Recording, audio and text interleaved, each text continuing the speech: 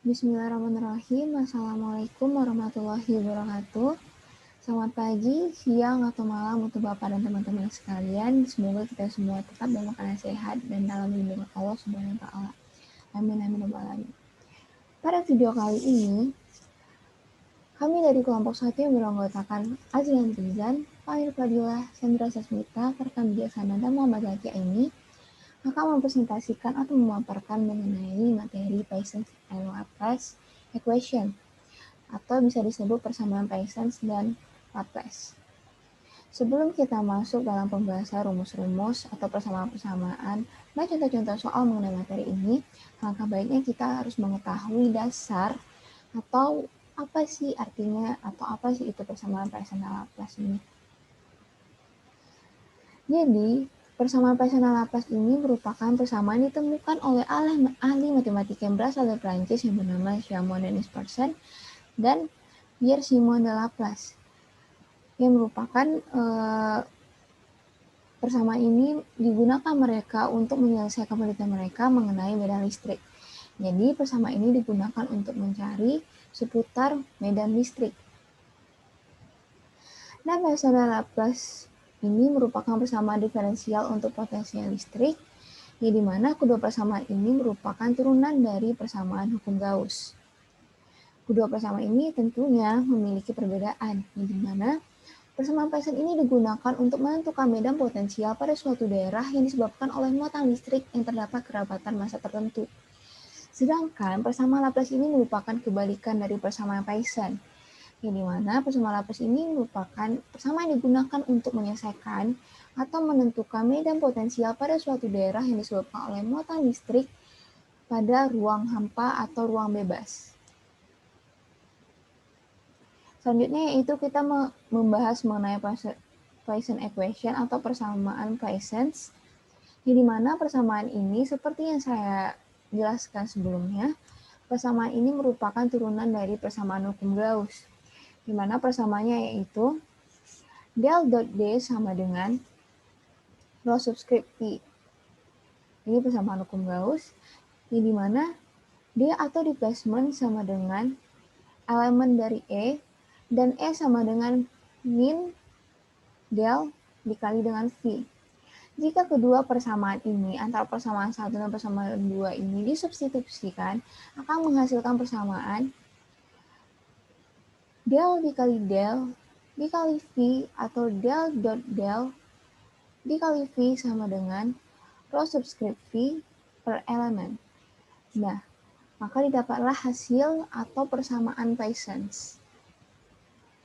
Atau bisa juga disebutkan persamaan ini sebagai del kuadrat dikali V sama dengan rho subscript V per elemen. Baik, untuk penjelasan selanjutnya mengenai Poisson equation dan Laplace akan dijelaskan oleh Farkan Bijaksana. Kepada Farkan dipersilakan.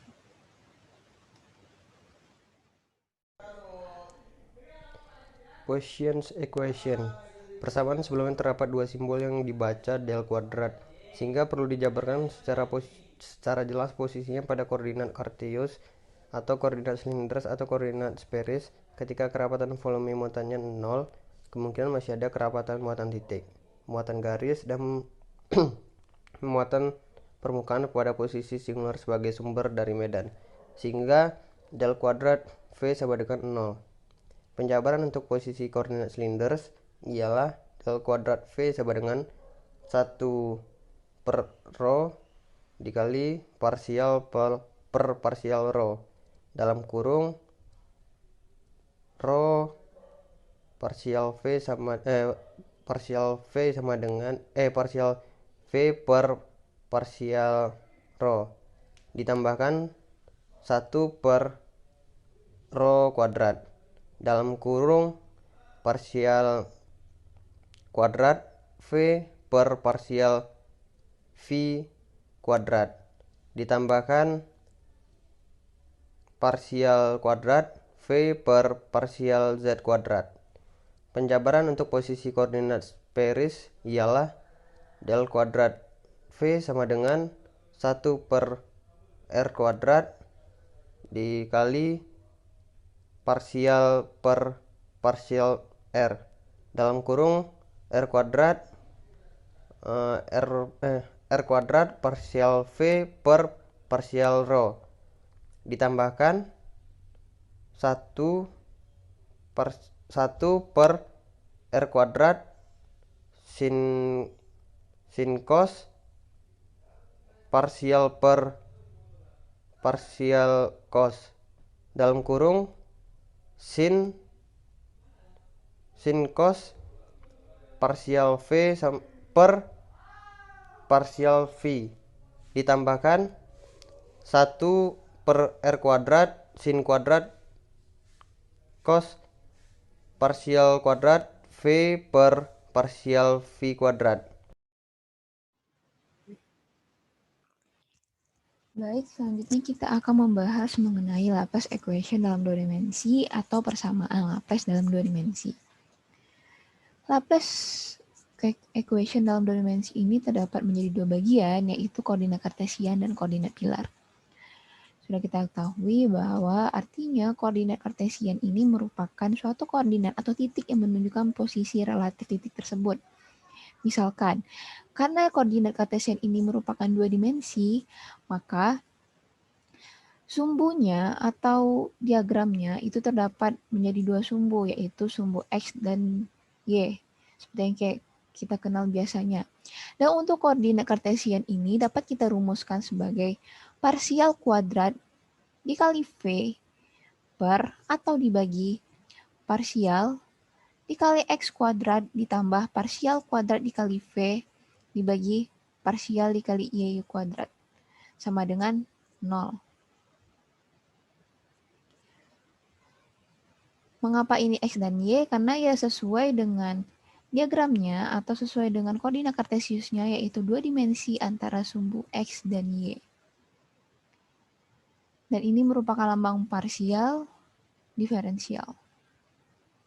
Nah, selanjutnya yaitu ada koordinat polar, ya di mana koordinat polar ini merupakan titik R yang menunjukkan jarak titik tersebut terhadap titik pusat atau titik nol atau titik origin bisa dibilang, dan sudut alfa yang dibentuk oleh ruas garis OP terhadap sumbu positif.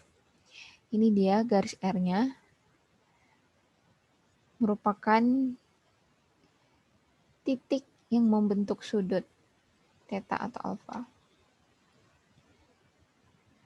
Ini disebut koordinat polar. Dan koordinat polar ini dapat dirumuskan sebagai, atau dapat dirumuskan 1 dibagi R dikali diferensial, atau maaf, partial diferensial dibagi dengan partial dikali R dikalikan dengan R dikali parsial dikali V dibagi parsial dikali R dan ditambahkan dengan 1 per R kuadrat dikali dengan parsial kuadrat dikali V dibagi parsial Pi kuadrat sama dengan 0. Dengan nilai X sama dengan R cos Pi, dan untuk nilai Y sama dengan R sin Pi, dan untuk nilai R sama dengan akar dari nilai X kuadrat dan Y kuadrat. Selanjutnya yaitu ada Laplace equation dalam 3 dimensi atau persamaan Laplace dalam 3 dimensi. Untuk Laplace equation dalam 3 dimensi ini ya terdapat ada satu macam saja, yaitu koordinat kartesian yang dapat dirumuskan sebagai del kuadrat sama dengan parsial dibagi parsial X kuadrat ditambah parsial dibagi parsial dikali Y kuadrat ditambah parsial dibagi parsial Z kuadrat. Untuk nilai X, Y, dan Z ini diambil sesuai dengan sumbu koordinatnya. Ya, dimana untuk 3 dimensi pada koordinat kartesius ini terdiri dari sumbu X, Y, dan Z. Seperti kita kenal pada umumnya. Kemudian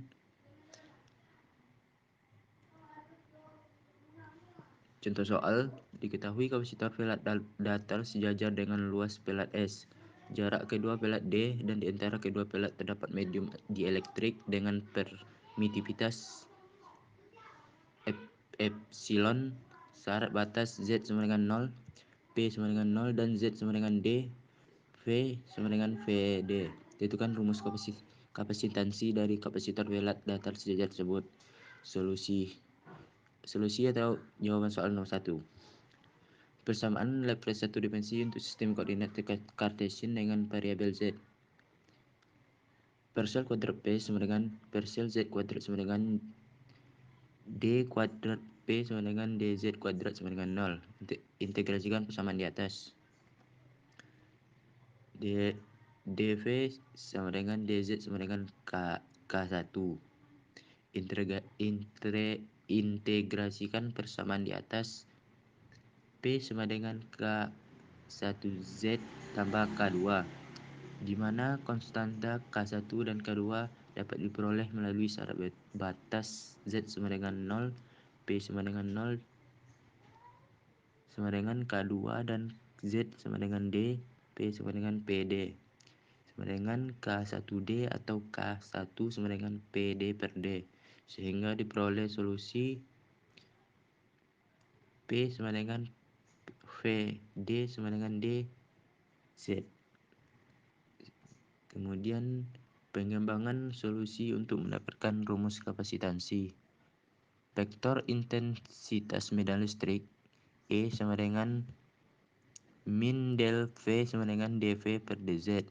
Vektor rapat flux listrik D sama dengan epsilon E sama dengan epsilon VD per D AZ. Hukum Gauss Q sama dengan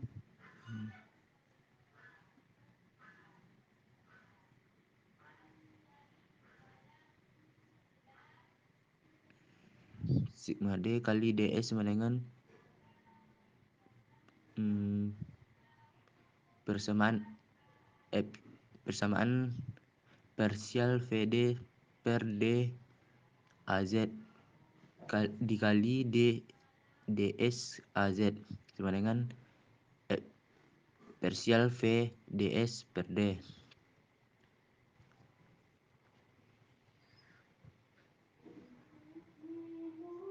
Sehingga persamaan kapasitansi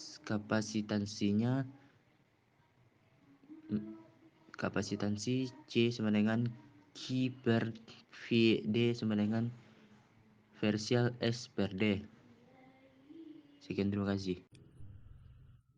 Assalamualaikum warahmatullahi wabarakatuh. Perkenalkan, nama saya Muhammad Zaki Aimi, NIM 11950511615, menjelaskan mengenai Laplace equation dalam 3 dimensi koordinat silinder. Itu yang pertama ada V kuadrat sama dengan 1 per R parsial per parsial R dalam kurung R per parsial V per parsial R ditambah 1 per R2 R kuadrat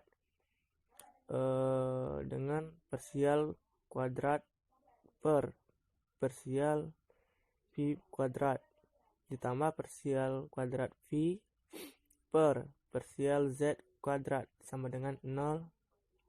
Dan adanya contoh gambaran dari koordinat silinder. Dan yang kedua, ini ada contoh soal Laplace equation dalam 3 dimensi.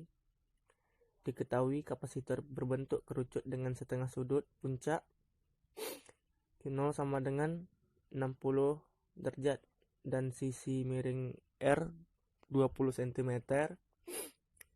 Medium dielektrik di dalam kerucut adalah udara bebas. Yang ditanya itu adalah kapasitansi dari kapasitor. Jadi solusinya C sama dengan 2pi 0 R per in dalam kurung cot 30 derajat sama dengan 1 per 18 kali 10 pangkat 9 kali 0 per in dalam kurung 1732 F sama dengan 20 kali 24 PF. Sekian dari saya. Selanjutnya akan dijelaskan oleh saudara Azri Andrizan. Kepada saudara Azri Andrizan kami persilakan. Baiklah, saya Azri Andrizan akan melanjutkan penjelasan mengenai persamaan Laplace dalam 3 dimensi, yaitu pada koordinat bola. Nah, pada koordinat bola ini berlaku persamaan del kuadrat sama dengan 1 per rho kuadrat dikali dengan parsial per parsial rho dikali dalam kurung parsial rho kuadrat dikali parsial v per parsial rho tambah 1 per rho kuadrat sin theta kali parsial per parsial theta kali dalam kurung sin theta dikali parsial v per parsial theta ditambah dengan 1 per rho kuadrat per 1 per sin kuadrat theta kali parsial kuadrat v per parsial v kuadrat sama dengan 0. Nah, di sini tampak persamaan Laplace pada koordinat bola, yaitu ada rho, theta, dan v. Kemudian untuk contoh soal persamaan Laplace pada koordinat bola, hitunglah V di titik P itu pada koordinat 3, 4, 5 dengan satuan M meter untuk distribusi potensial di antara dua bola koaksial dengan syarat batas R sama dengan 3 meter, V sama dengan 200 volt, dan R sama dengan 4 meter.